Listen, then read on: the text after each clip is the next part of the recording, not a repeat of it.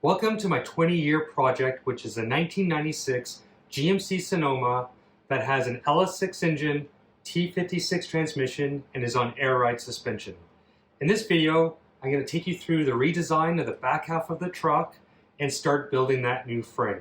Hope you enjoy.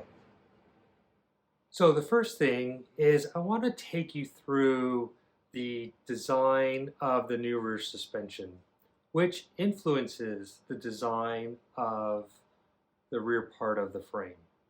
And there are three components I'll walk you through. The first being the airbag and the airbag placement. The second being the four-link geometry and design itself. And the third being the frame. For the first piece, which is the airbag and the airbag placement, this is an airlift Dominator 2600, also known as the 2B7. And one thing to take in consideration of your design is the specs of the air spring itself. This one in particular has an operating range of 6 to 9 inches. So midpoint, that's about 7.5 inches from the top to the bottom. And the second piece to take in consideration, what is the minimum height under compression? And in this case, it's 2.8 inches. So I need to figure out what ride height would allow me to stay within the operating range and allow me to get to full compression, because then that allows the frame to lay on the ground. So I actually turned to some cars to figure out what could my ride height be. And looking up, a Subaru STI is about 5.3 inches, a Porsche Cayman's 3.6 inches, round up, round down. So I'm now aiming for 4 to 5 inches. So taking 5 inches on plus 2.8 gives you 7.8, which is very close to the 7.5 mid-range for the operating height of the air spring. So my design is now going to be based off of a 5-inch ride height. The other thing to take in consideration is the placement itself. So originally you can see here I have a bracket on the lower four-link arm, and in this configuration it actually gave a ratio of 2 to 1. So 2 inches of travel on the air spring gives, 1 inch of travel on the air spring gives you 2 inches of travel of the body. And the benefit for that is you could actually get pretty large height adjustment with very little movement of the air spring, and it actually gives for a more comfy ride. But I'm not looking for comfy, I actually want a little bit more precision. So I'm going to actually change it to a 1-to-1. And one of the more common ways of doing that is to do bag on axle. So knowing that I'm going to be moving this over top of the axle, I want to make sure that I have room for this and put it as close to the frame as possible. Ideally, and what I'm aiming for, is that I can actually put part of this underneath the frame so that you have the forces directly on the frame, not far away, which will create a bit of a bending moment. So having it under the frame, I now need to take in consideration where the frame is today and what the frame needs to be in the future. And in that case, measuring the bottom of the frame to the top of the axle. So right now I'm set up for a ride height of 5 inches. That distance is around 6 3/4 inch. Knowing that if I am at ride height at 5 inches, I bring it down 5 inches to be bottom out, that will give me 1.75, and the maximum this compressed is 2.8 inches. So effectively, I need to already go up on the axle knot or axle hump of the frame 1 inch more. Plus I'm going to have a bottom bracket that I need to attach all this to. So it's not going to be sitting directly on the axle itself. There's the material, and I need to be able to access the holes. So I'm giving myself another inch. I'm hoping that I can access these two holes along the side of the bracket. And so because of that, I now need to raise the kind of the notch or the hump over the axle about 2 additional inches so I can fit the air spring where I want. So for the second piece, that is the 4-link bars. And the current setup I have right now is a triangulated 4-link. The bottom bars are square, and that was to support the bag bracket on the bar itself, but they are non-adjustable. The upper bars are round and are adjustable, so you could set your pinion angle. The challenge though is, since it's a triangulated upper bars, as you make that longer, there's pressure to move the bar outwards, which puts the pressure on the urethane bushings. So I really want to have lower arms that are adjustable, so I can make the pinion adjustments with the lower arms, still have upper arms that are adjustable. However, that's just for some fine tuning. So what I've decided to do is to remove the bottom bar, take the upper bars and use them as the lower bars with the existing location on the axle, and I'll have a new location right around here based on the length of the bar, which is going to be 28.75 inches. The upper bars, I'm going to have to get some new ones made. I haven't figured out the length of them yet, but I do want to change the angle of the triangle of the upper arm. So instead of it pointing inwards, I want to start it closer to the center of the axle and point it outwards to the frame itself. That'll give more room for the drive shaft, and I don't have to worry about having minimum room to have the drive shaft along with the front brackets for the 4-link. What I also want to do, because I still want to make them adjustable, is instead of rubber bushings, which you could, or urethane bushings, which you could see here, I'm considering heim joints. That will give it a little bit more freedom because it's on an angle without it binding. And the last piece is how the arms are going to be set up at ride height. So the plan is to have the lower arms parallel to the ground. The upper arms will point slightly downwards as you move towards the front of the vehicle. I do know that setting up that way, when you drop the truck down on the ground, it will suck the tires a little bit forward because you're going on an arc of a circle. So as you move down, or up I should say, it's going to, the distance between the front pivot point and the center of the tire is going to be shortened. However, the longer the lower bar you have, the less of that change is going to be. So I'm hoping with the 28.75 inch bar, that should be long enough that there won't be too much movement. But again, I'm really looking for it to be set up correctly at ride height. And if it's the tire slightly forward when it's dropped on the ground, I'm not too concerned with that. And now the third part, which is the frame. And there are 3 sub-components that will make up the design of the frame itself. First off is the new part of the frame needs to be able to meet with the parts of the frame that I'm keeping. The second piece, which I already mentioned, is the hump over the rear axle is going to be raised about 2 inches. And lastly, I want to make sure the front mount for the lower arms are going to have a spot to mount on. So to better explain the 3 components, I figured I'd walk you through the mock-up that I have.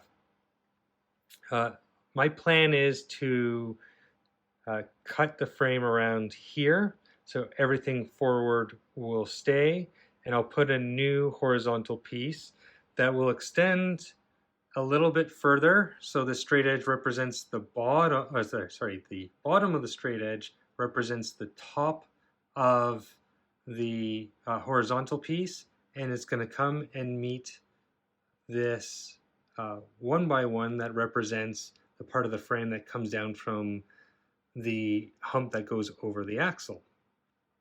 So if you could kind of picture where my hand is, that'll be the bar as it extends and then meets into this part right here.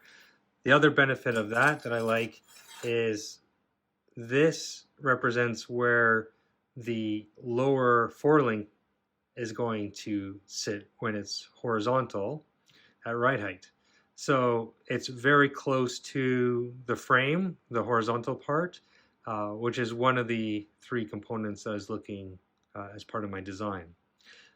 And then this part that it's mocking up will take you all the way up to the top here, and you'll see there is a 1, 2, 3 block.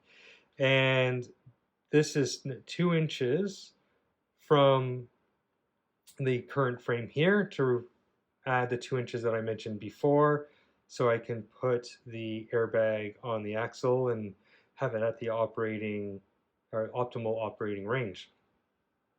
It is set further back from the original weld here. That is because I want to make this part that goes over the axle 14 inches.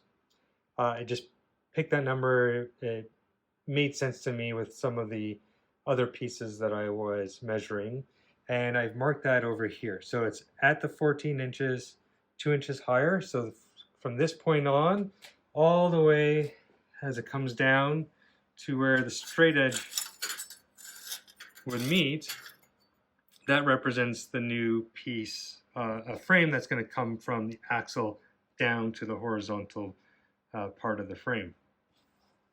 As you extend back, as I mentioned, it's going to be 14 inches from around here to this back piece.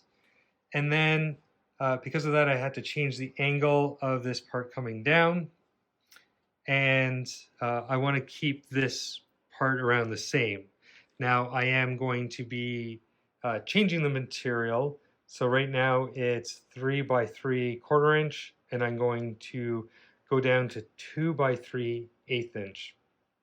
And I'll show you along the way where I'm going to make sure I strengthen the frame because it is going to be thinner wall. But the reality is the stock frame, it was a C channel for most of the back half, which was also about an 1/8 inch thick.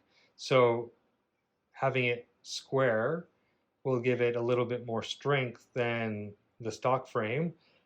It won't be as strong as this, but definitely a lot lighter. And that's part of the reason I also want to change it, is to have a slightly less heavy frame, but also one that will work and be strong enough for this application.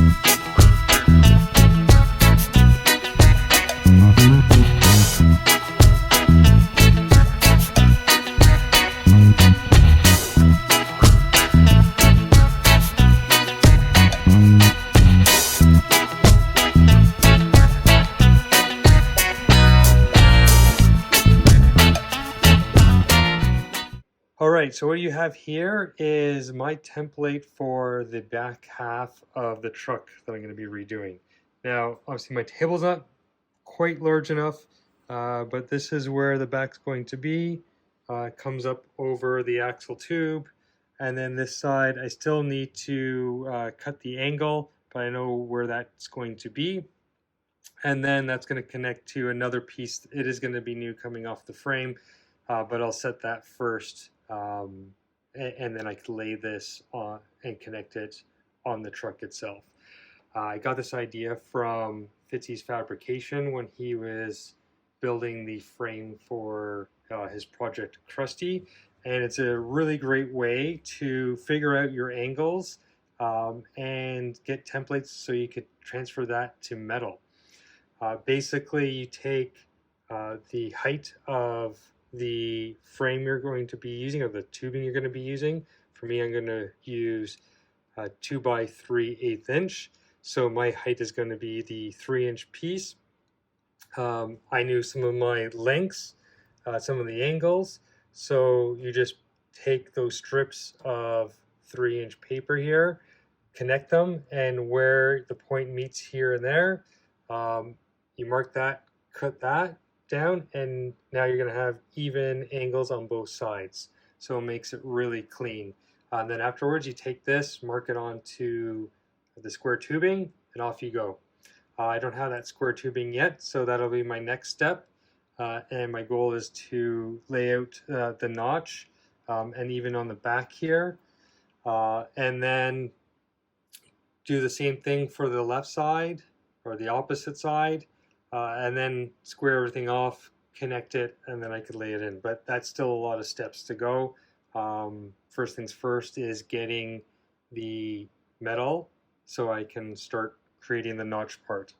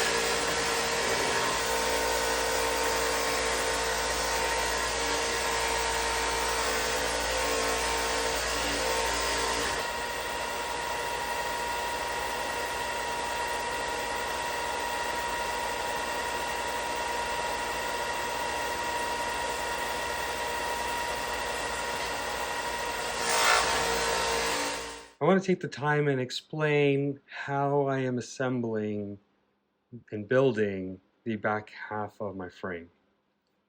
So what you have seen earlier is I created some paper templates, which is a really good idea.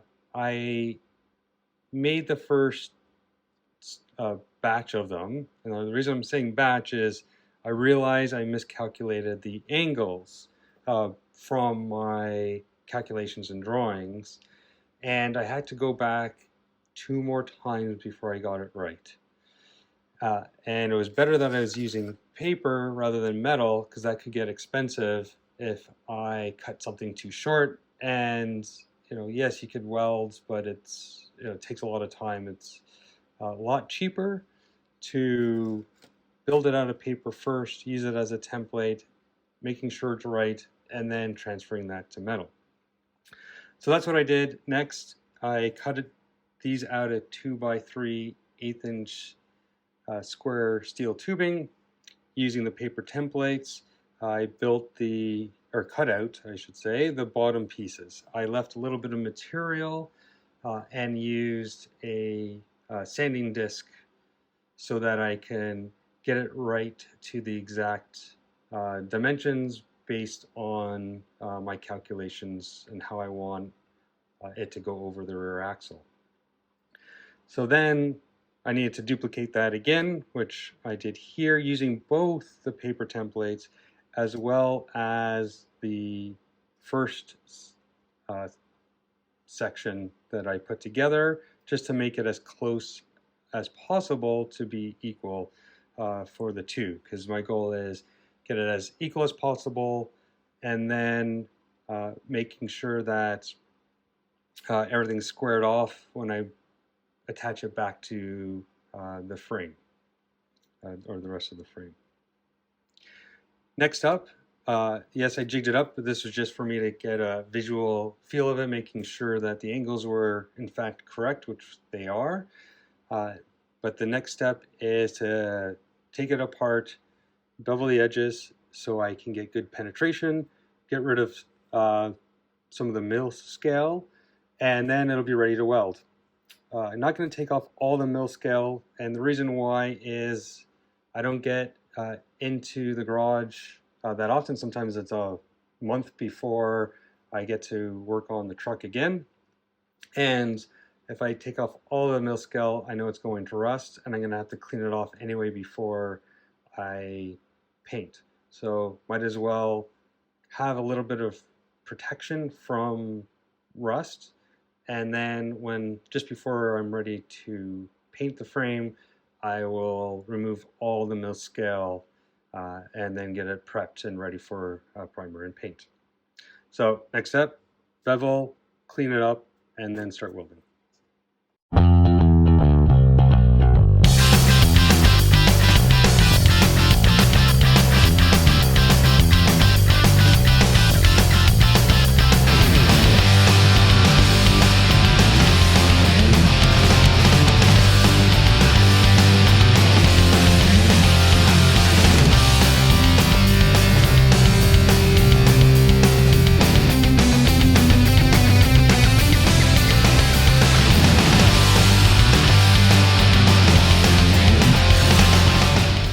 All right, I figure I pause a minute and explain where I'm at.